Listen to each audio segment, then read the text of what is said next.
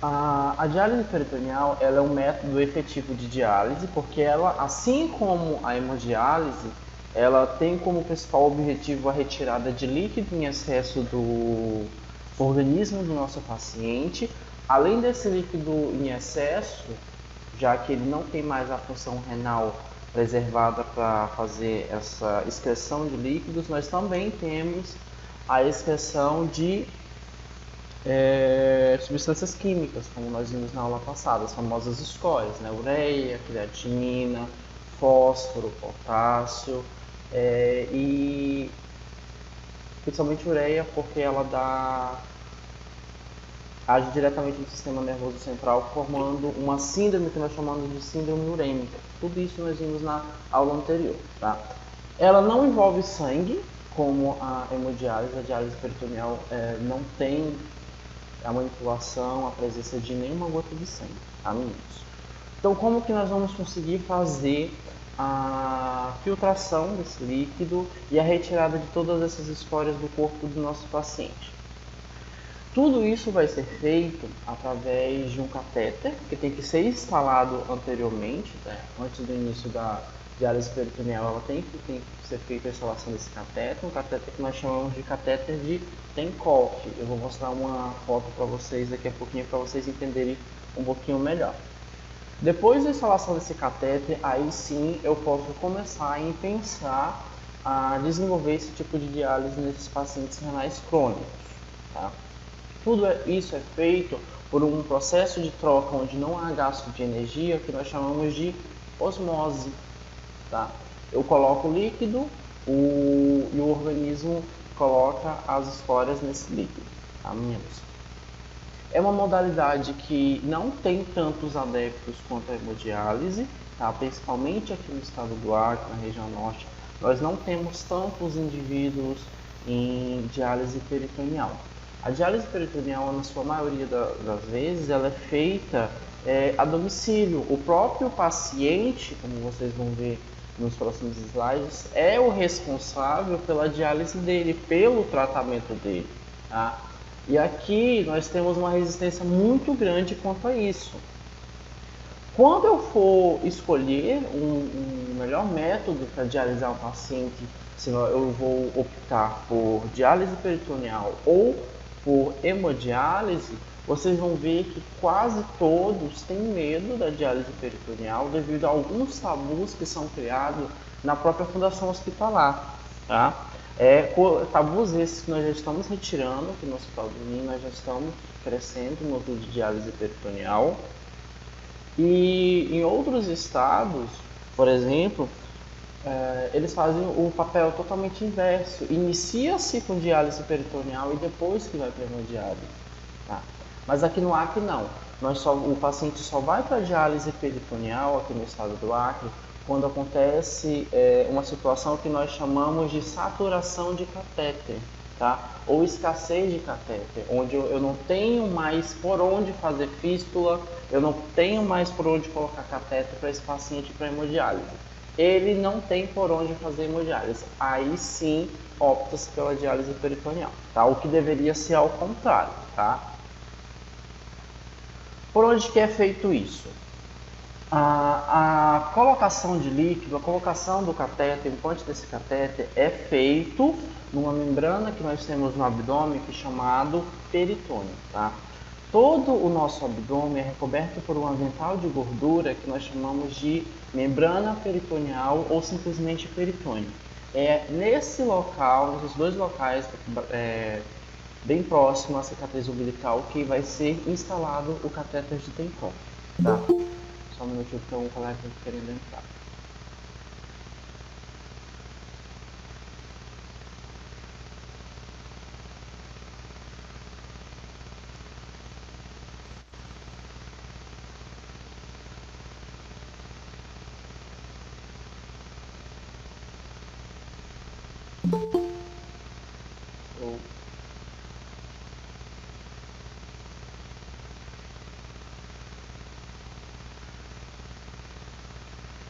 Então, o paciente dá entrada no programa de diálise peritoneal e é feita a instalação desse catéter de Tenkopf nesses locais, tá? Muitas pessoas acreditam que as vísceras elas ficam simplesmente acomodadas na cavidade abdominal.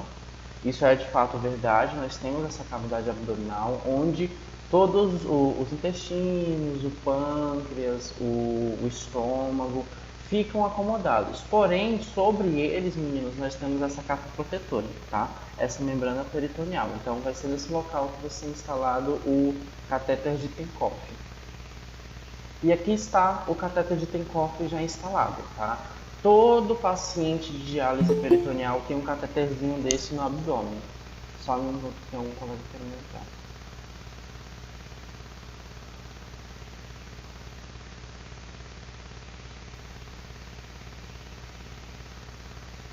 Aqui, tá? Nós temos todos os nossos pacientes peritoneal, eles têm instalado esse catéter, tá? Nós temos as duas modalidades de diálise peritoneal aqui na clínica, vocês vão ver qual é a diferença de cada uma delas.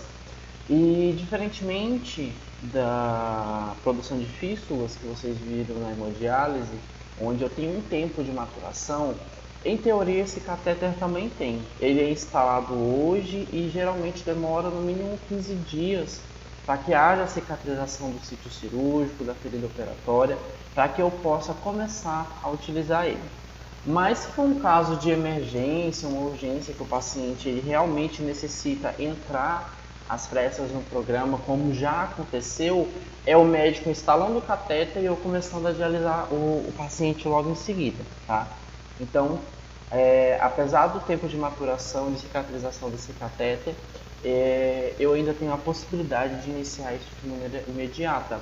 O que não dá para acontecer, por exemplo, na produção de uma fístula, como vocês viram na aula anterior, que tem de 30 a 40 dias até ela maturar, ter frêmito, ganhar o ciclo sanguíneo direitinho para eu poder fazer a punção.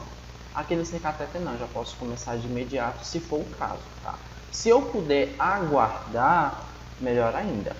Muitos pacientes que iniciam na diálise peritoneal, é feita a instalação no catéter de Tenkopf e enquanto ele ainda está cicatrizando, maturando, eles ainda estão na hemodiálise, tá? Assim que nós começarmos a utilizar esse catéter, eles migram da hemodiálise, aquela máquina que vocês viram na aula anterior, que nós passamos uma manhã todinha discutindo, para essa modalidade de tratamento, tá?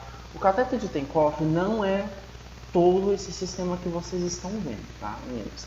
É desse metal até a extensão que fica no interior do abdômen. Só essa parte aqui que eu estou mostrando para vocês na setinha, que é o catéter de Tenkopf propriamente dito, tá? E ele fica instalado onde? Lá dentro do peritônio da cavidade abdominal do nosso paciente, tá?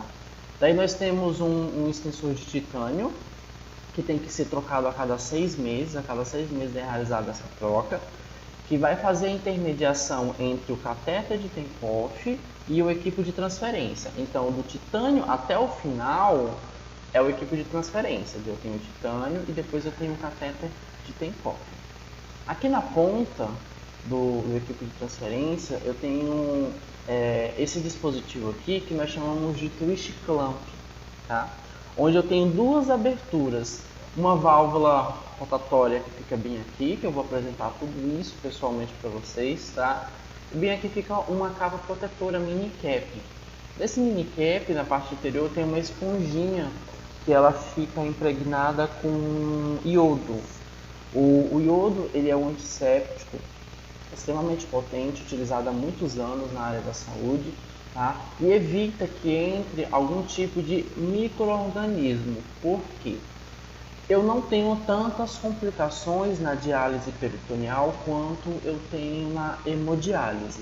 A complicação mais grave que eu posso ter aqui na diálise peritoneal, meninos, é o que nós chamamos de peritonite, que é uma infecção nessa camada que recobre a cavidade abdominal. O nome dessa camada é peritônio, então a inflamação, a infecção dele, a contaminação dele, nós chamamos de peritonite, que é extremamente grave, tá? Então uma peritonite, ela pode sim evoluir, por exemplo, a uma septicemia, que seria uma infecção generalizada.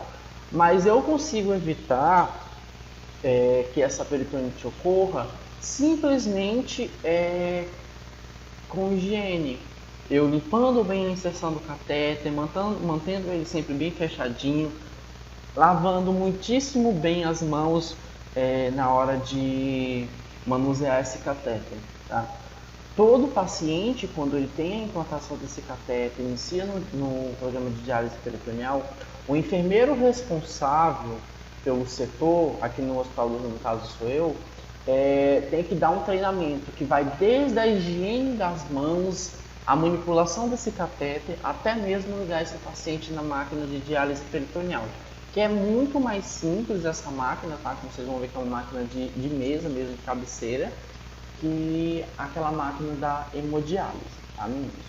Inclusive, eu escrevi um manual de treinamento para os familiares dos pacientes que vão entrar em diálise peritoneal, tá? Porque o paciente pode fazer sozinho por ele mesmo, mas é sempre interessante que também tenha um familiar auxiliando, principalmente se for alguém que tenha alguma limitação de movimento ou até mesmo muitos idosos. Nós temos muitos idosos aqui no nosso programa, então é interessante que a família seja treinada, tá? Tudo isso é feito a domicílio. A única coisa que é feita no intra-hospitalar, senhores, é a implantação desse catéter no centro cirúrgico. O resto tudo é feito em casa.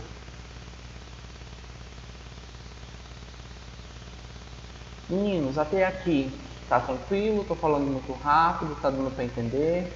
Pra gente dar prosseguimento.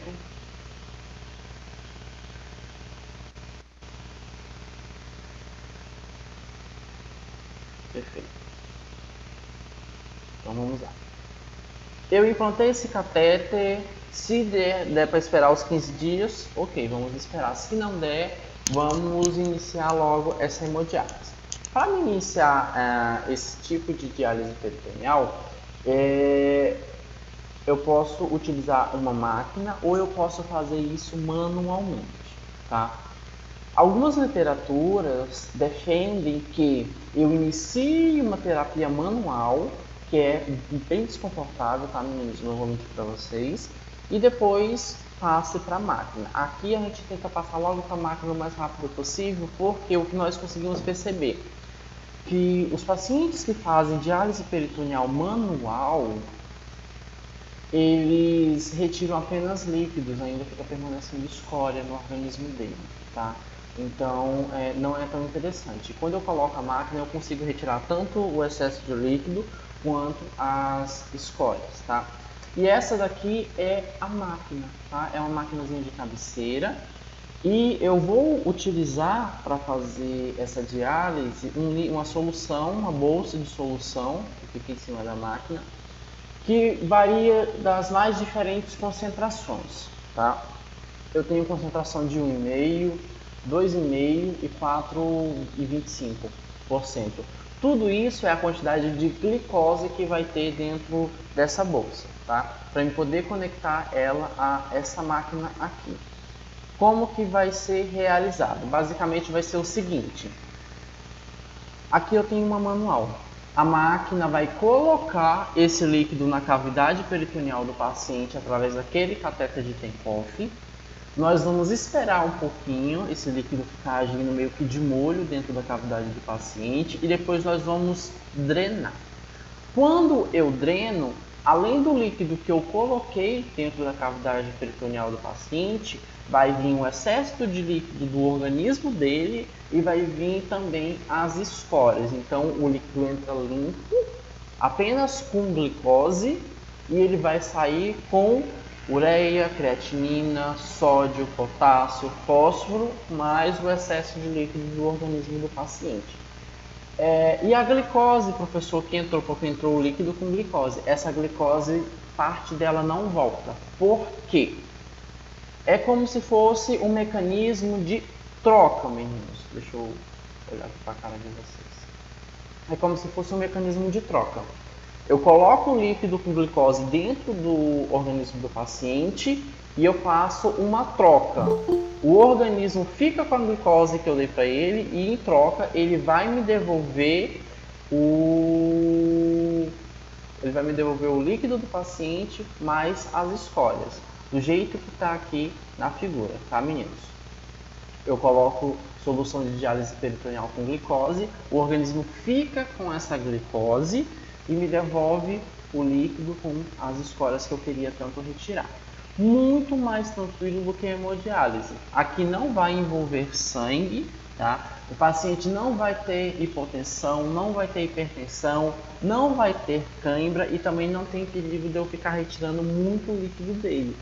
Até tem se eu exagerar na concentração de glicose, tá? Mas no geral isso não acontece, tá, senhores? Então, o mecanismo básico da diálise peritoneal é esse. Eu coloco o líquido e o organismo devolve esse líquido com as escórias que eu tanto quero retirar do organismo do meu paciente. E eu vou colocar esse líquido por onde? Através desse catéter de Tinkoff que foi implantado anteriormente. Tá? Então é super tranquilo e dá para fazer em casa. Tá aqui, ó, a máquina, tá? Uma máquina de cabeceira mesmo, que nós chamamos ela de cicladora Home Choice, tá? Muitas coisas da diálise peritoneal, quando vocês forem ler, meninos, os nomes vai estar quase todos em inglês, tá? Porque uma das principais fornecedoras de produtos, de cicladoras e de solução de diálise peritoneal, que são essas bolsas grandes que ficam aqui em cima das máquinas, é a Baxter. E a Baxter é uma empresa internacional, então muitos nomes vocês vão ver em inglês, tá? Inclusive, por exemplo, esse catéter de Tinkoff, ele é fornecido pela Baxter, por isso que essa parte final aqui do catéter nós chamamos de twist clamp 6 polegadas. Vamos lá. Os dois tipos de diálise peritoneal que existem. Nós temos a DPCA ou DPAC, tá? Que é a diálise peritoneal ambulatorial contínua, a DPAC, e nós temos a DPA, que é a diálise peritoneal automatizada. Basicamente, nós temos esses dois tipos. Dentro desses tipos, nós temos alguns outros subtipos, tá? Mas no geral, para não confundir a cabeça dos senhores, nós temos esses dois, a DPAC, diálise peritoneal ambulatorial contínua, nós temos a DPA, diálise peritoneal automatizada. Qual é a diferença? A diálise peritoneal ambulatorial contínua, a DPAC, é essa daqui, que é feita manualmente. Eu vou colocar o líquido na cavidade peritoneal do meu paciente, vou marcar no relógio o tempo que eu quero que esse líquido fique dentro da cavidade peritoneal e depois eu vou retirar esse líquido tudo manualmente, com essas duas bolsas interligadas, tá? Uma vem cheia de líquido e a outra vazia. Então eu encho a cavidade peritoneal do paciente e fecho, deixo lá. Depois que permaneceu o tempo de permanência dentro da cavidade peritoneal, eu abro a bolsa vazia, que é essa de baixo, e ela vem drenar o líquido que eu coloquei, a escória que estava no organismo, mais o excesso de água que estava no organismo do paciente também, tá? Qual é o problema disso daqui, meninos? Eu tenho que ficar na beira do leito do paciente e eu tenho que esperar. O tempo de permanência, o tempo que o líquido vai ficar dentro da cavidade peritoneal do nosso paciente, ele é prescrito pelo médico. E o volume de infusão também é prescrito pelo médico. Ele pode falar, eu quero que o enfermeiro coloque, ou o técnico de enfermagem com treinamento em diálise peritoneal, 1 litro de solução na cavidade peritoneal do paciente e que ele fique 4 horas de permanência. Isso significa o quê? Eu vou colocar 1 litro de líquido, vou esperar 4 horas ele ficar aqui de molho, limpando todo o organismo do paciente e depois eu vou drenar. Coloco mais 1 litro, espero mais 4 horas e depois eu vou drenar. E nós vamos fazendo isso.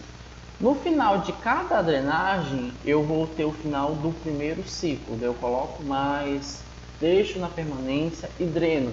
Daí eu tenho o segundo ciclo. Espera aí, só um segundinho que tem algum colega querendo entrar.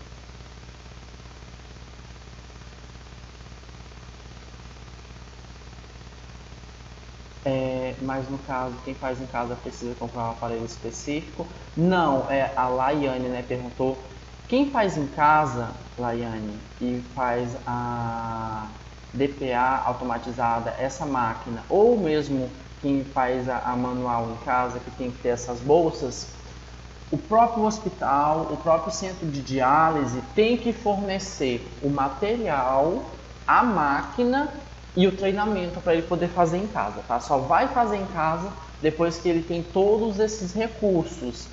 E antes de iniciar esse tratamento, vai uma equipe na casa do paciente para que ele avalie, que basicamente vai um enfermeiro, no caso eu aqui, e um assistente social, onde nós verificamos todas as condições do ambiente, que isso aqui é feito no quarto do paciente, né? Ver se tem condições de se fazer. Nós não precisamos de grandes recursos, tanto é que nossos pacientes são super humildes. A única exigência que nós fazemos, pedimos e muitas das vezes até a clínica fornece é que tem uma pia dentro do quarto e uma linha de esgoto, tá? Vocês vão entender daqui a pouquinho o porquê de uma linha de esgoto. Por que tem que ter uma pia? Porque eu preciso sempre manter a higiene das mãos. Não teria como eu ir na cozinha, lavar as mãos, atravessar a casa todinha e tocar no catéter. Ou lavar as mãos no banheiro e depois tocar no catéter. Então o ideal é que tenha uma pia dentro do quarto. Mas todo o material, a máquina e os insumos tem que ser fornecido pelo centro de diálise. Aqui na clínica do Rio, no Hospital do Rio, nós fornecemos a cicladora, o material para diálise, os materiais médicos hospitalares, né, por exemplo, gases, esparadrapo, para a gente fazer os curativos da base do catéter, além de fornecer também o treinamento, tá? Por mais que a pessoa esteja fazendo em casa, ela ainda está sendo assistida. Sempre fica alguém 24 horas de prontidão, aqui no caso da clínica sou eu. Para caso essa máquina PIT ela não funcione, o paciente passe mal em casa, a gente tem que ir até a residência, ver o que aconteceu e fazer todos os ajustes. Tá? Então, apesar de ser feito em casa, eles não ficam desassistidos. Deixa eu ver se tem mais alguma pergunta. O Gilberto diz que não tem tantas possibilidades de intercorrência. Não, a peritoneal ela tem bem menos intercorrências do que a hemodiálise, tá? O maior problema, como eu já havia dito para vocês, é a peritonite, mas se eu lavar muito bem as mãos, limpar o material adequadamente e manipular o cateter de Pincoff certinho, não tem perigo de ter essa peritonite, tá, Gilberto? Então ela é super tranquila, ao contrário da hemodiálise, que ela é bem mais passível de intercorrências, tá? Então a modalidade manual é essa, onde eu coloco, espero e retiro. E às vezes fica um pouquinho de líquido, então eu tenho que ficar lá massageando o abdômen do paciente até sair todo esse líquido, tá? E nós temos a DPA, que é essa modalidade que eu uso a cicladora, tá? Então aqui eu preciso basicamente de 3 ou 4 vias, tá? Uma via da máquina, desse equipozinho que a gente coloca aqui na máquina, esse azulzinho, que a gente chama de equipo cassete, vai para o catéter que está na barriga do paciente. As outras vias, meninos, uma outra via vai para a bolsa que está em cima da máquina. E uma terceira via vai para a linha do esgoto, que pode ser o ralo de um banheiro ou até mesmo a pia que a gente instalou dentro do quarto desse paciente. Por que eu preciso de tudo isso? Para vocês entenderem um pouquinho o fluxo de uma DPA, de uma diálise peritoneal automatizada. A máquina vai tirar o líquido de dentro dessa bolsa que já está conectada a uma via, vai tirar o líquido da bolsa e colocar na cavidade peritoneal do paciente, através do cateter de Tinkoff. Ela vai esperar o período de permanência e depois ela vai drenar e vai jogar isso na linha que está no esgoto. Por isso que eu preciso de uma linha específica para colocar dentro de um ralo ou dentro da pia, para desprezar esse líquido.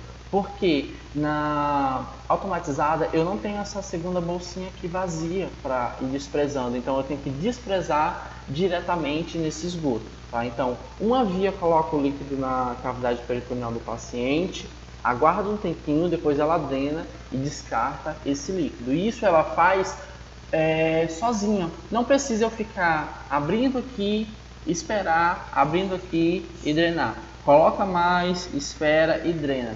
A máquina, ela faz tudo sozinha. Ela coloca, ela espera o tempo de permanência e ela retira, tá, meninos?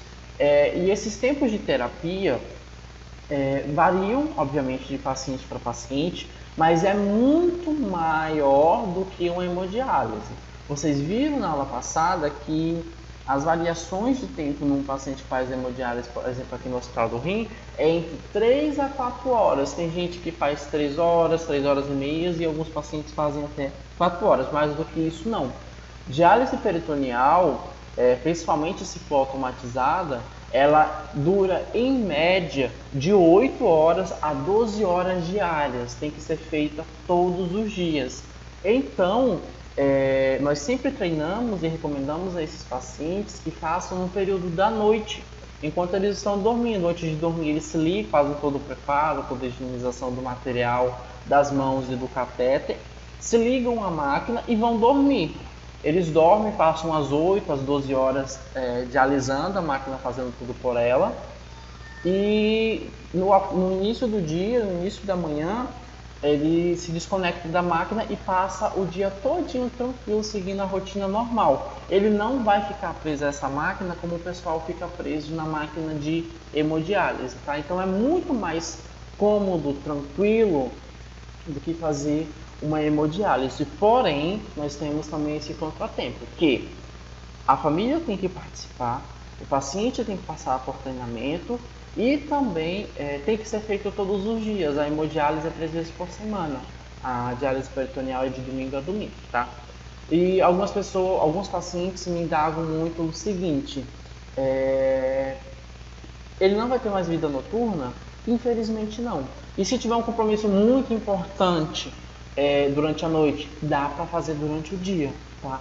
O critério do horário vai ficar a cargo do próprio paciente e da rotina dele. Tem pacientes que preferem passar o dia todo ligado à máquina, porque dá para levantar, tá, meninas? Essa linha aqui, ela tem mais de 3 metros, então dá para se ligar à máquina e andar um pouquinho na residência e passar a noite livre. Outros não, a grande maioria prefere fazer de noite dormindo e passar o dia livre. Isso fica a critério do paciente, tá, meninos? Até aqui, senhores. Alguma dúvida? Se houver algum... Peraí, a Zene perguntou. Se houver alguma contaminação por parte do paciente, como a equipe vai saber se o procedimento é em sua residência? Primeiramente, que nós sempre visitamos esses pacientes, tá? Eles não ficam sozinhos. O ideal é que a equipe fosse visitar esse paciente de 2 a 3 vezes por semana. Eu, enfermeiro Mário, fica a critério meu, eu vou todos os dias. De segunda a sábado eu vou na casa dos pacientes para fazer algumas coisas. Checar as medicações, porque alguns pacientes desses tomam medicação, se eles estão realmente tomando as medicações. Avaliar esse catéter, se eles estão limpando o catéter direito, a gente tem como saber. Se o catéter está sendo bem fechado, está sendo bem cuidado, e também para deixar material, porque esse material aqui ele ocupa muito espaço, são bolsas de 6 litros cada bolsa dessa.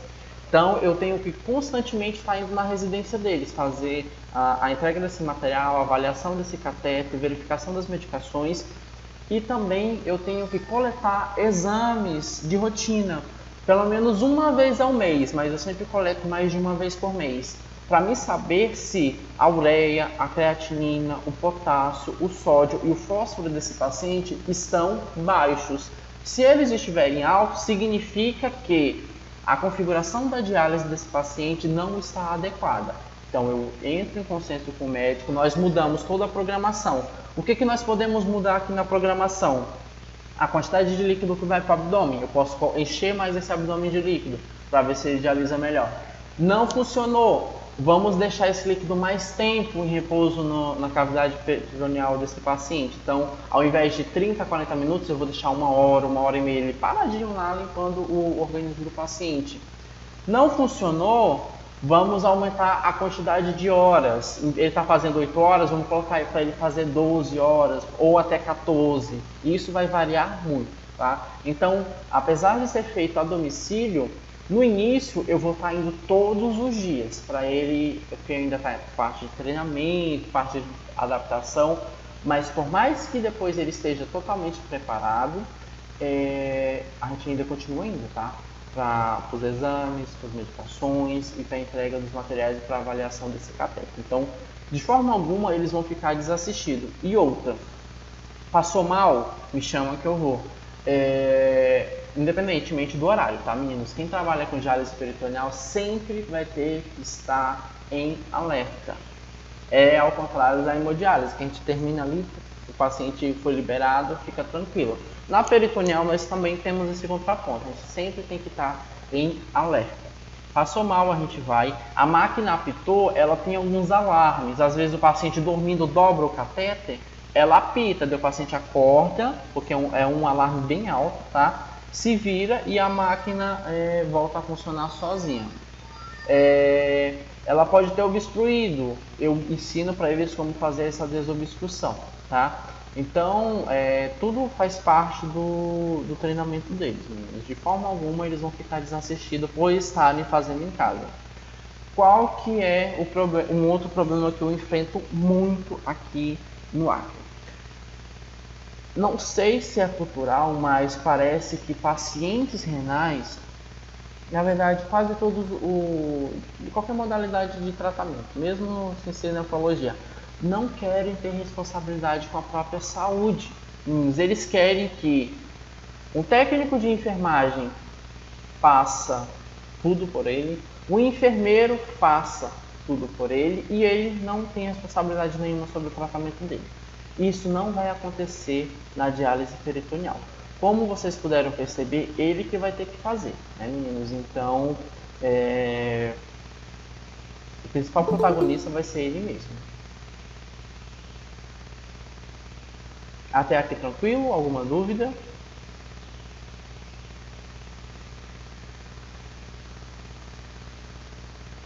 Tá dando para entender, senhores?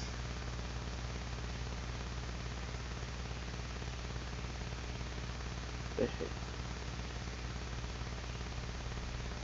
E outra, se algum dos senhores forem trabalhar com diálise peritoneal, sempre assustem, é para assustar mesmo. Coloquem na cabeça deles, se você não cuidar desse catéter, você vai ter peritonite. Peritonite é muito grave. Então todos eles têm o fantasma da peritonite que eu coloco na cabeça deles, sempre rondando.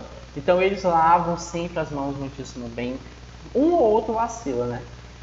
Limpo esse catéter sempre muito bem. Toda vez que eu chego, o curativo está feito e eu abro o curativo para ver como está a inserção do catéter. Algumas coisas, o pessoal até brinca aqui na clínica que eu exagero no cuidado, mas tudo para esse paciente não ter uma peritonite. Ok. O que a gente precisa para lavar as mãos? Água e sabonete líquido. Eu não deixo eles usarem sabonete e nem, por exemplo, detergente para lavar as mãos. Eu coloco para todo paciente meu de diálise peritoneal um frasco de clorexidina degermante. Eles não lavam as mãos com sabonete, que eu lá vou saber como que eles, da onde eles arrumaram esse sabonete ou esse detergente. Eles utilizam antisséptico para lavarem as mãos, tá? Outra coisa, após o banho, ele sempre tem que limpar o cateterzinho com clorexidina alcoólica ou álcool 70, né? Eu sempre falo para eles, olha, além de limpar com álcool 70 ou com clorexidina alcoólica, quando você estiver tomando banho, é para lavar o catéter com antisséptico. Então, além de usar o antisséptico para lavar as mãos, eu ainda mando eles lavarem o catéter com antisséptico na hora do banho. Toma um banho todinho e depois lava só o catéter com antisséptico. Terminou, na hora de fazer o curativo, ainda passa o álcool, tá? Então aqui, meninos, higiene, cuidado, antisséptico e clorexidina alcoólica nunca vai ser demais, tá? O tratamento é simples, é muito menos complicado do que uma hemodiálise, porém a higiene é imprescindível. Então a gente tem que sempre ficar batendo nessa tecla com eles, tá? Vamos lá. E é desse jeito que fica a cicladora em cima da mesinha, tá? Tudo isso tem que ser limpo, tá? A máquina tem que ser limpa, a bolsa tem que ser limpa, todas as linhas têm que ser limpas. E isso é descartável. Todas essas linhas que nós estamos vendo aqui, essa bolsa. Professor, terminou a diálise e ainda ficou 1 litro de solução dentro da bolsa. Joga fora, tá? Porque o risco de contaminação é muito grande. Aqui dentro tem uma substância que o corpo vai utilizar para fazer troca. Vocês lembram qual é a substância que eu falei para vocês que tem dentro dessa bolsa? Alguém aqui lembra? O que tem dentro dessas bolsas de diálise peritoneal? Glicose. Glicose, perfeito. Gente, glicose é o que nós chamamos de meio de cultura, é alimento para a bactéria. Então, sobrou, descarta. Tudo isso daqui é descartado. A única coisa que vai ficar aqui vai ser a máquina, tá? Daí no dia seguinte nós vamos montar tudo, limpar tudo, tem que limpar tudo, desde a máquina, das bolsas, da mesa, a gente limpa tudo, para depois abrir o nosso material. E tudo isso é dado no treinamento, tá, senhores? E depois a pessoa fica assim, ó, tranquilazinha, ligada à máquina fazendo a terapia. Essa senhora aqui, por exemplo, que eu encontrei na internet, ela possivelmente ainda está no período de treinamento, porque ela está fazendo no intra-hospitalar, e diálise peritoneal a gente não faz no intra-hospitalar, a não ser que seja logo no início, quando eles ainda estão pegando jeito, a família está sendo treinada, o paciente está sendo treinado, daí eles têm essa possibilidade de fazer no intra-hospitalar.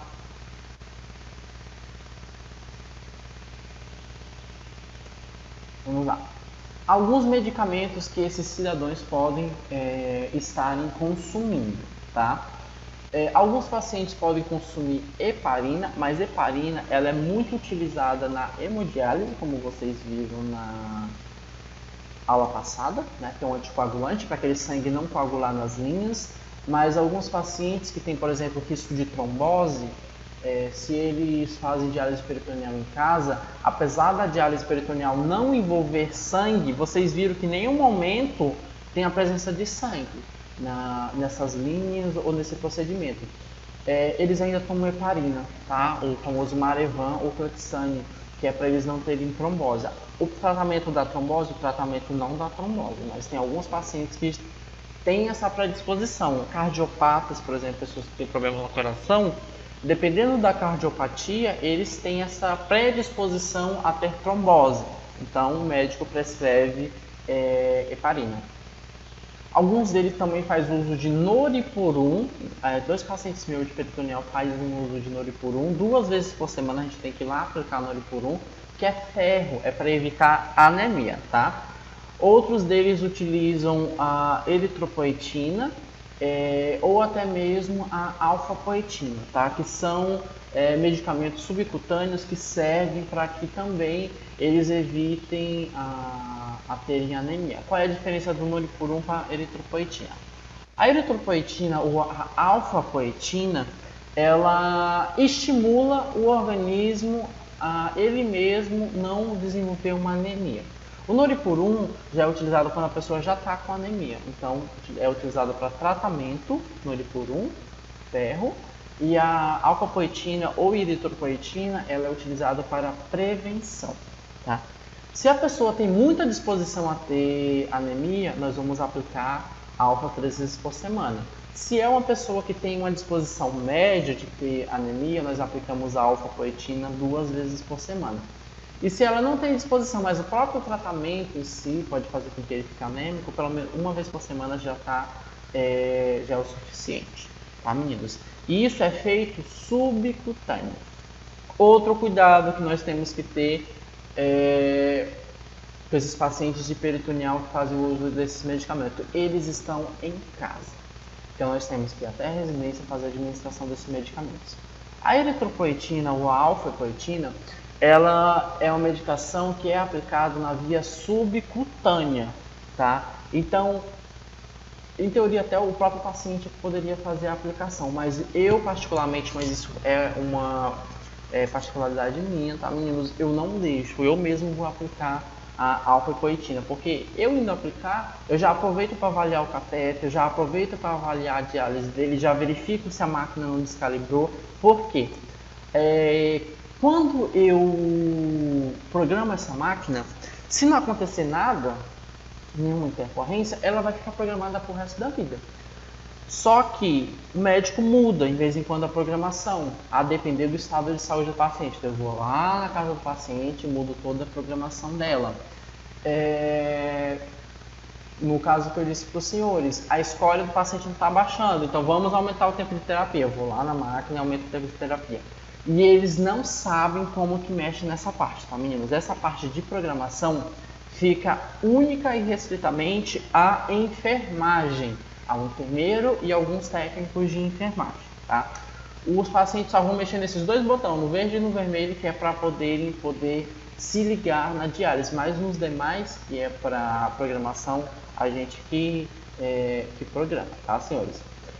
Algumas máquinas dessa de home choice, elas têm bateria, então acabou a energia, elas ainda ficam funcionando. Outras não têm bateria, acabou a energia, a máquina apaga, e quando volta a energia, ela fica de onde ela parou, tá? Ela volta de onde ela parou. Porém, ela vai fazer uma redução do tempo. Se o paciente passou 2 horas sem energia e esse paciente faz 12 horas de terapia, a máquina vai deixar ele só em 10 horas de terapia, tá? Porque eu não posso aumentar mais, eu não poderia ficar 14 horas, por exemplo. Então eu sempre vou aplicar essa eritropoetina ou essa alfa-poetina para ele não ter anemia, tá, meninos? Um é para tratamento, já quando ele já está com anemia propriamente dita, e o outro é para evitar. E como que eu vou saber disso?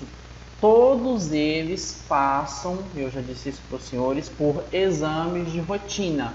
Pelo menos uma vez por mês a gente tem que ir lá, coletar o sangue desse paciente para fazer os exames, para fazer o hemograma e para fazer os exames de bioquímica, tá? Então, a gente sempre vai saber se ele vai estar com anemia ou não. Outro medicamento que eles utilizam bastante é o paracalcitol, que serve para reposição de cálcio, tá?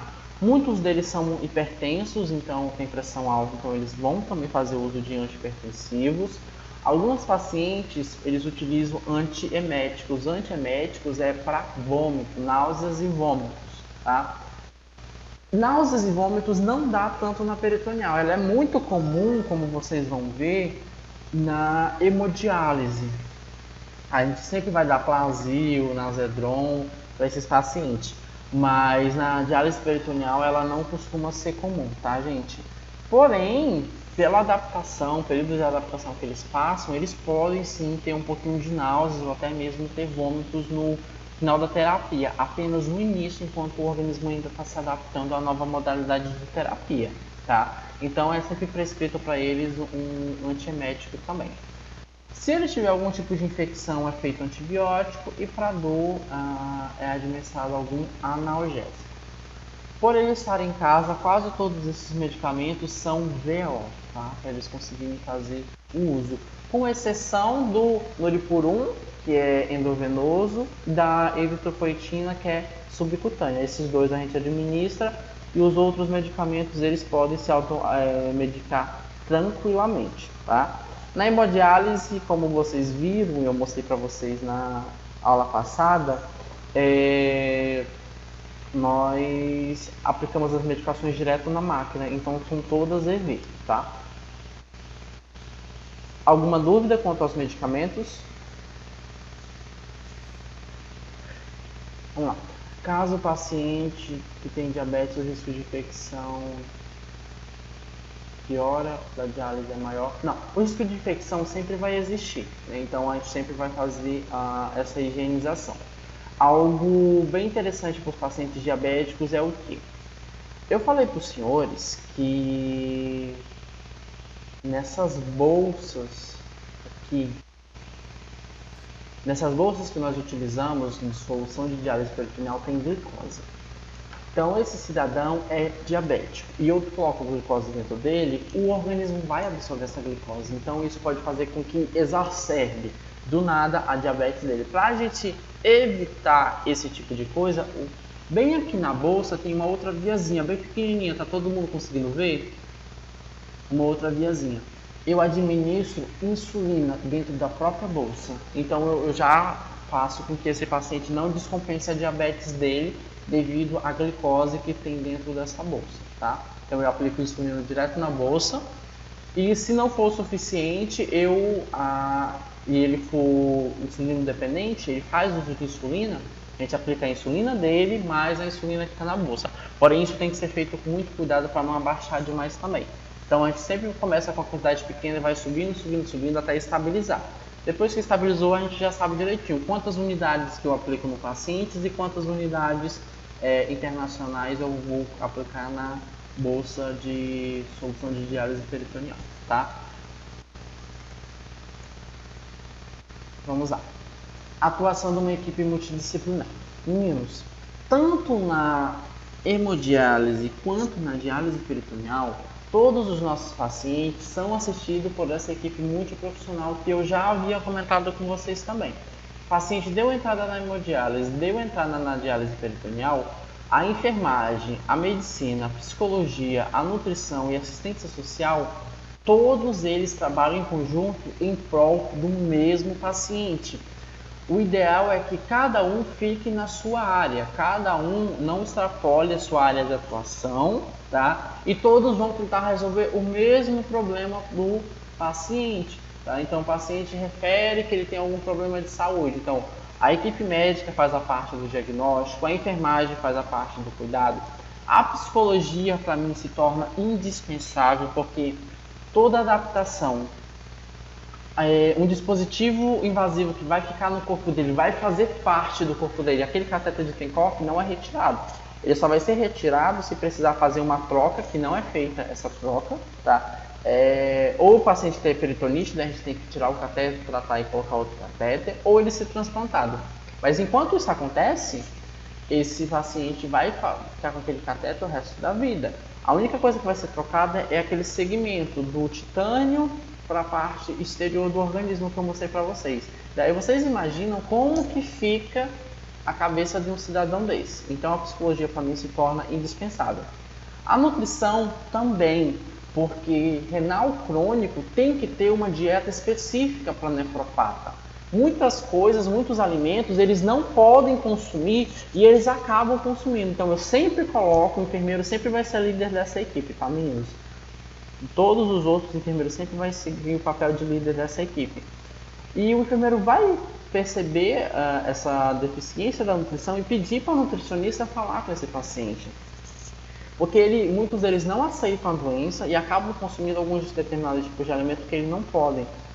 Tem uma lista de alimentos que é dado para todos os pacientes que entram na hemodiálise, na diálise peritoneal, por exemplo, que eles podem ou não podem consumir.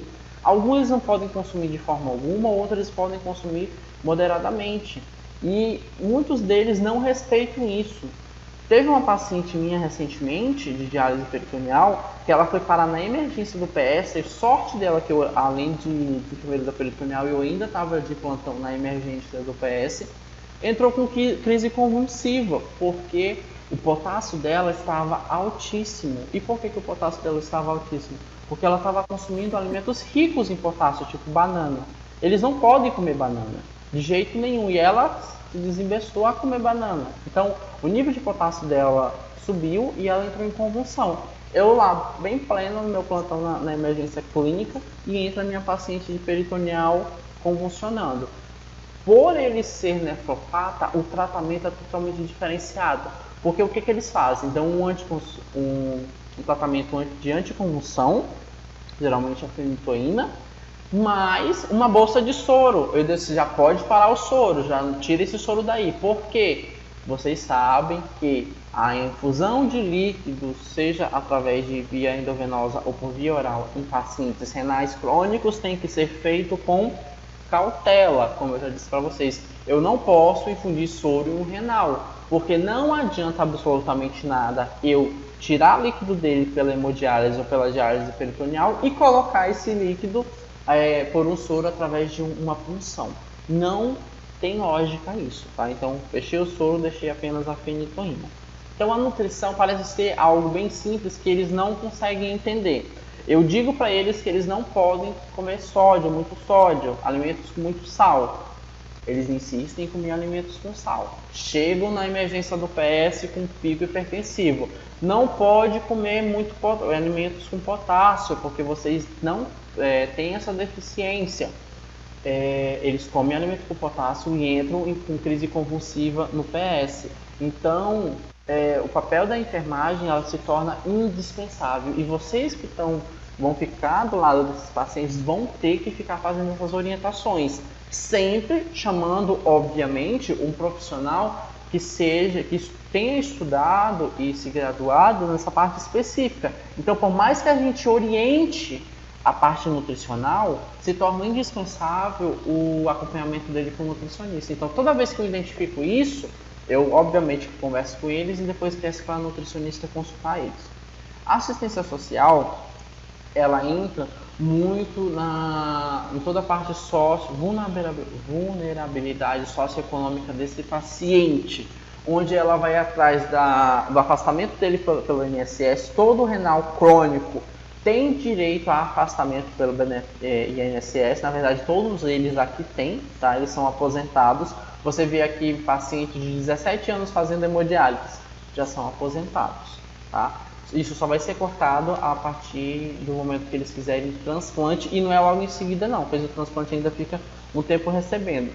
A marcação de exames de alta complexidade, por exemplo, ressonância magnética, tomografia, que é realizada no SUS, a assistente social que marca também. Esse paciente precisa viajar e precisa, obviamente, ser assistido por uma outra clínica de hemodiálise ou de diálise. A assistente social vai entrar em contato, vai verificar qual é a cidade que esse paciente vai viajar e vai entrar em contato com uma clínica para assistir ele enquanto ele estiver lá. Quando ele está em hemodiálise, ele meio que fica refém, né? Mas alguns insistem em viajar e a assistente social da clínica tem que ficar fazendo essa ponte entre Acre e o destino do paciente. Os pacientes que fazem diálise peritoneal ainda têm a vantagem dessa máquina aqui ser uma máquina leve, ela pesa apenas 20 kg. E em comparação à máquina de hemodiálise, a máquina de diálise peritoneal, ela também é pequena, ela tem uma bolsa que dá para levar dentro de uma mochila. E as bolsas também, apesar de ser grandes, dá para a gente fazer uma programação. Então, o paciente de diálise peritoneal, ele pode tranquilamente levar a máquina, o material dele e viajar. Leva a máquina, o material, viaja e faz a diálise peritoneal dele dentro de um hotel ou de um quarto onde eles vão ficar hospedados. Super tranquilo. Possibilidade essa que um paciente de hemodiálise, que foi o foco da nossa aula anterior, não tem. É muito mais complicado para eles fazerem essa viagem do que um paciente de diálise peritoneal.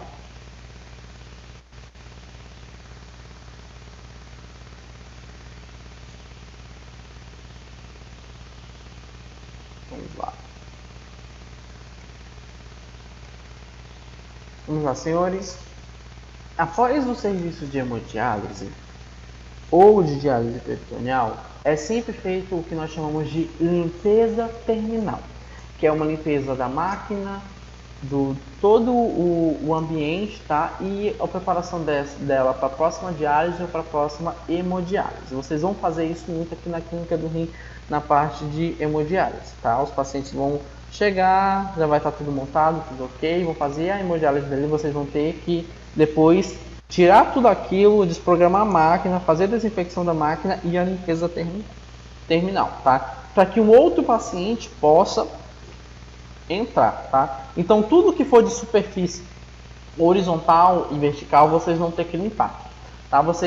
A única coisa que vocês não vão ter que fazer, por exemplo, é o papel do pessoal da limpeza. Tem muito aluno tem uma mente tão fechada, tão limitada, que quando a gente está fazendo limpeza terminal, eles dizem que não fazem curso de limpeza hospitalar. Gente, limpeza hospitalar, limpeza terminal faz parte e é uma das atribuições da enfermagem. Tá lá no nosso Corém, tá lá no COFEM, é legislação, tá? Essa parte da limpeza. O que não fica a nosso critério, por exemplo, limpeza de parede, piso, teto, janela, porta e maçaneta, isso fica com a equipe de limpeza do hospital. Mobiliário, cadeira, essas coisas, os banheiros, fica com o pessoal da limpeza também. cortina, painel de gás, suporte de solo, geladeira, cesta para lixo, televisão, tudo isso daqui fica com o pessoal da equipe de limpeza do hospital. Porém, equipamentos do pacientes, máquina de hemodiálise, ventilador mecânico, bomba de infusão, tudo isso vocês vão ter que limpar. Isso já é papel da enfermagem, é responsabilidade da enfermagem. Toda vez que um paciente ou um equipamento ele tiver uma bactéria multiresistente, a gente tem que comunicar a central de materiais esterilizados para eles mandarem um produto químico um pouquinho mais forte, tá? Equipamentos que estejam em desuso ou com defeito, a gente sempre manda para o pessoal da engenharia ou para o pessoal da manutenção. Mas eu sempre digo para os meninos, gente, eu tenho que limpar a máquina, eu tenho que preparar tudo, eu tenho que fazer tudo isso e isso é papel da enfermagem. Toda essa parte de ambiente, tipo piso, as paredes e o teto, é do pessoal da limpeza. Mas não é indigno em nenhum grau se eu precisar limpar o chão. Isso não vai me tornar menos enfermeiro e vocês menos técnicos de enfermagem. Então tenham bom senso, tá, senhores? Obviamente que vocês não vão fazer isso porque nós temos equipe para isso. Mas se precisar, por que não? Tá? Então desde agora já vão preparando a cabeça de vocês. A minha pessoa limpeza com a equipe de enfermagem sim, o pessoal da limpeza e a equipe de enfermagem fazem o trabalho dela os dois juntos, tá? Aqui. Às vezes, por exemplo, eu estou na hemodiálise, eu liberei o paciente, daí eu limpo a máquina, limpo a cadeira dele, todos os equipamentos e na hora de eu tirar a agulha, pingou sangue no chão. Daí, esse sangue no chão a gente chama o pessoal da limpeza. Então eu faço a minha parte, eles fazem a parte dele. E se eu precisar inverter o papel, eu, principalmente assim como o enfermeiro Mário digo por mim, não teria problema nenhum, tá, meninos? Não é indigno não fazer o papel do pessoal da limpeza. E com isso, meninos, nós encerramos toda a parte de diálise peritoneal. É bem mais tranquilo, bem mais fácil do que a hemodiálise que nós vimos na aula anterior. Até aqui, senhores, alguma dúvida? Deu para entender bem?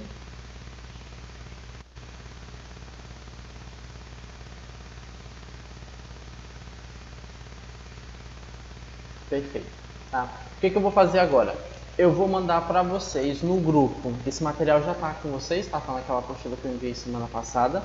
Mas agora eu vou enviar o manual que eu escrevi de treinamento dos familiares, para vocês verem tudo que o familiar tem que fazer. Lá está escrito passo a passo da diálise peritoneal. E amanhã eu vou enviar um questionário para vocês, tá? Para vocês me entregarem no sábado, pessoalmente, quando a gente for começar as nossas aulas práticas. Sábado que vem já tem aula prática, tá? Durante essa semana eu vou enviar o cronograma no início da semana e nós vamos fazer todos aqueles ajustes.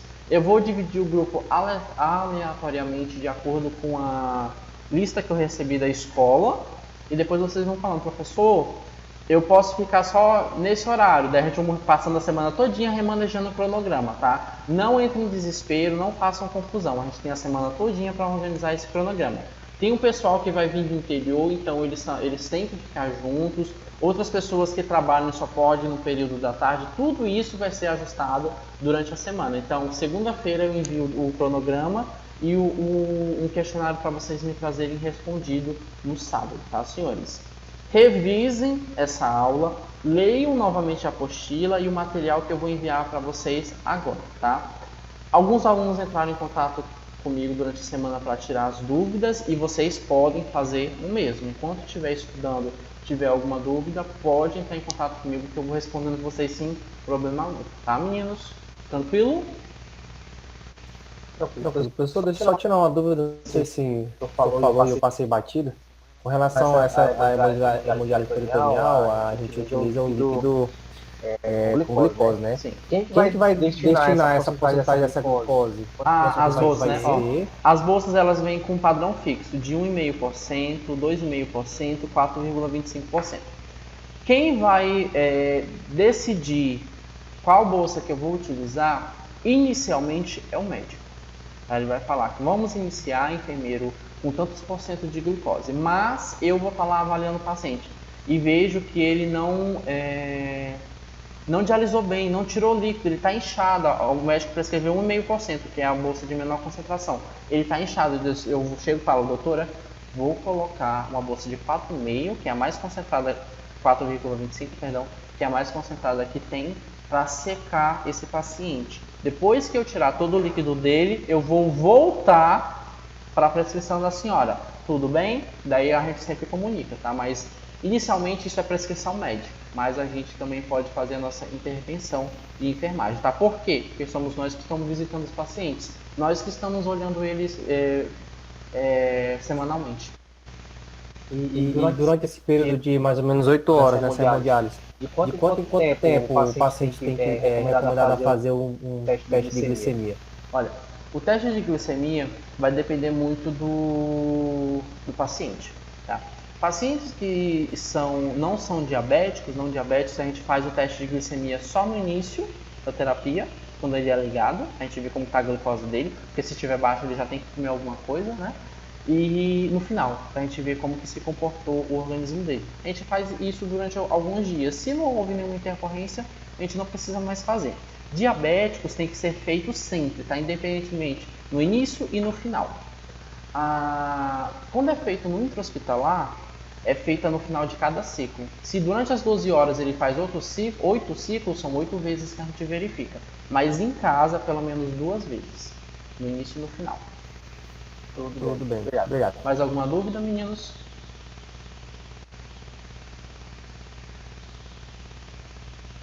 Não? Então, senhores, vocês estão liberados por hoje, tá? Eu vou mandar o material para vocês agora. Revisem, estudem, porque nós não vamos ter tempo hábil de revisar tudo isso aqui na clínica. Aqui vai ser a parte prática. Eu vou perguntar e vocês vão ter que já estarem cientes, tá, do que a gente está discutindo. Vamos começar com hemodiálise, tá, meninos? Bom final de semana a todos e até a próxima. Tchau, tchau, gente.